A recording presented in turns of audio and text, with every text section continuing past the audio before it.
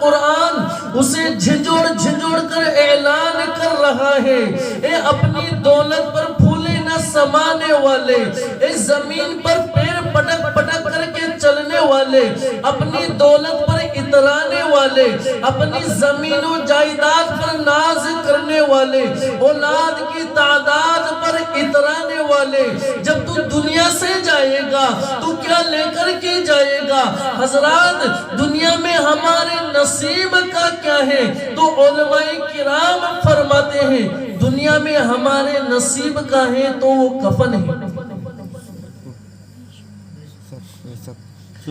کتنی ہی مال و دولت والا کیوں نہ ہو، انسان دنیاوی دولت کو دیکھ کر اس پر اکڑتا ہے، انسان محفل میں جاتا ہے تو قیمتی گھڑی پہنتا ہے اور اس گھڑی کی طرف بار بار دیکھتا ہے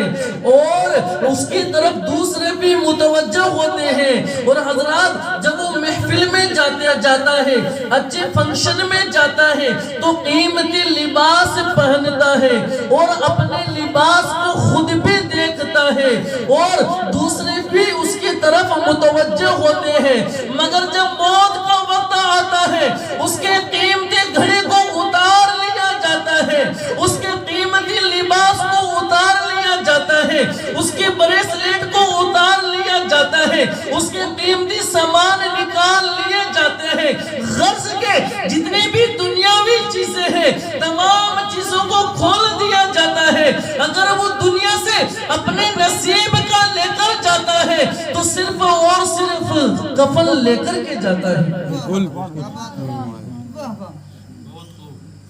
مگر حضرات آج افسوس افسوس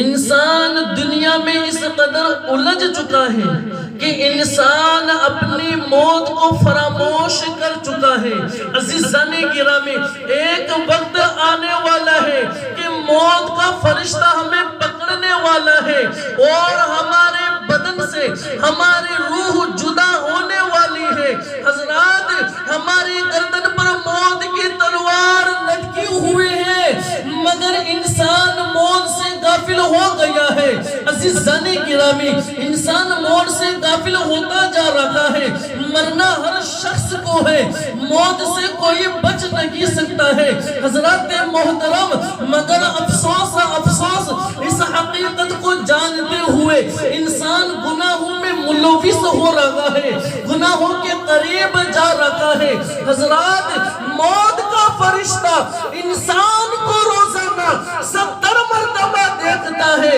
اللہ کے محبوب صلی اللہ علیہ وسلم نے ارشاد فرمایا کہ انسان کو روزانہ موت کا فرشتہ 70 مرتبہ دیکھتا ہے۔ جب انسان گناہ کرتا ہے، جب انسان دنیاوی عیش و عشرت میں لگ جاتا ہے، جب انسان اللہ کی یاد سے غافل ہو جاتا ہے، جب انسان اللہ کے ذکر سے دور بھاگتا ہے، جب انسان زور زور سے کہا لگا کر کے ہنستا ہے تو فرشتہ کہتا ہے کہ اس کو ملک الموت 70 مرتبہ روزانہ دیکھتے ہیں مگر یہ اپنی موت سے کس قدر غافل بنا ہوا ہے۔ حضرات جو دنیا سے چلے گئے، جو ایمان کی حالت سے دنیا سے کوچ کر گئے وہ تو بڑے خوش نصیب ہیں۔ اب آنے والا نمبر ہمارا ہی ہے۔ حضرات موت کو ہم نے سمجھا کیا ہے؟ اللہ کے محبوب صلی اللہ علیہ وسلم نے ارشاد فرمایا کہ موت کوئی عام چیز نہیں ہے، انسان کی روح آسانی سے نہیں نکلتی ہے۔ جاگنے کا وقت اتنا خوفناک وقت ہوتا ہے، انسان کے بدن سے روح جدا ہوتی ہے تو وہ اتنا خوفناک منظر ہوتا ہے۔ اگر کسی انسان کے جسم پر ایک ساتھ 313 تلوار سے وار کیا جائے تو اس انسان کو 313 تلوار پر ایک ساتھ وار کرنے پر جو تکلیف نہیں ہو ہوتی، انسان کے جسم سے روح جدا ہوتے وقت اس سے کئی گنا بڑھ کر انسان کو تکلیف ہوتی ہے۔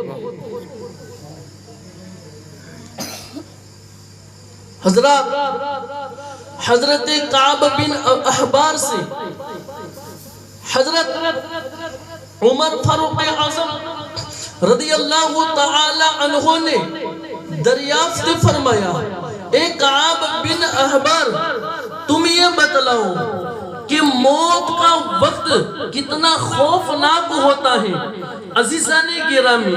افسوس افسوس، قیمتی لباس پہن کر کے، قیمتی لباس پہن کر کے ہم کفن کو فراموش کر چکے ہیں، اچھی غذا کھا کر کے ہم قبر کی مٹی کو بھول چکے ہیں، اچھے مکان میں رہ کر کے ہم قبر کو فراموش کر چکے ہیں۔ ارے یہی تو وہ زمین ہے، اسی زمین پر نمرود نے آ کر کے اپنی حکومت کا سکہ چلایا، یہی تو وہ زمین ہے، اسی زمین پہ آ کر کے فرعون نے اپنے آپ کو رب کہلایا، یہی تو وہ زمین ہے، اسی زمین پر آ کر کے ابو جہل، عتبہ اور شیبہ نے اپنی عزت کے ناپاک جھنڈے گاڑنے کی کوشش کی، مگر جب ان کی موت کا وقت آیا، نمرود کی موت اس کی ناک میں آ کر کے ٹہری، تو اس وقت نمرود کو بھی رب کے ہونے کا یقین ہو گیا، اور جب فرعون کو موت میں نہ پہنچا تو فرعون بھی کہنے لگا، قالوا آمنا برب ہارون و موسیٰ۔